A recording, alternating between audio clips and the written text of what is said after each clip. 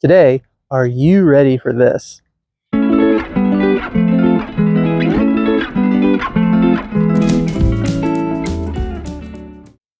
Hi, and welcome to the Garden Fix. I'm Rob, and I'm in Zone 6B, Western Pennsylvania. Hi, everybody, and welcome back to the Garden Fix. So it's Easter week, and I'd like to start this video by wishing everybody out there a happy Easter. I hope you have a fantastic week. I want to share with you a new plant that we got this week, and I'm going to be putting it in the garden today.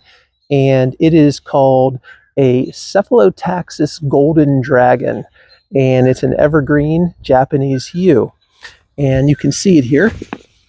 We got a nice little specimen from Mr. Maple. This yew is going to get golden, bright yellow in the summertime. And it's best when it's in full sun so it can bring out that color. And this little guy actually only gets 3 to 4 feet tall.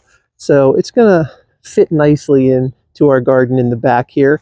And I really am excited about having that. It's going to bring a nice pop of gold in the summer and autumn. So let's get it in the ground.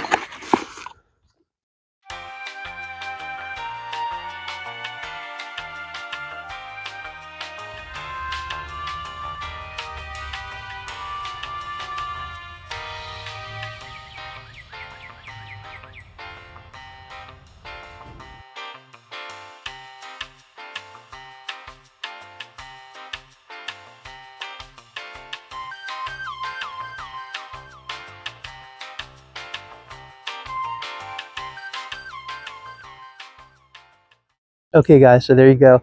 I would like to say a couple more things about this golden dragon Japanese yew. It is hardy in zone 6 to 9, so we're in zone 6B, so it should be pretty happy here in our garden.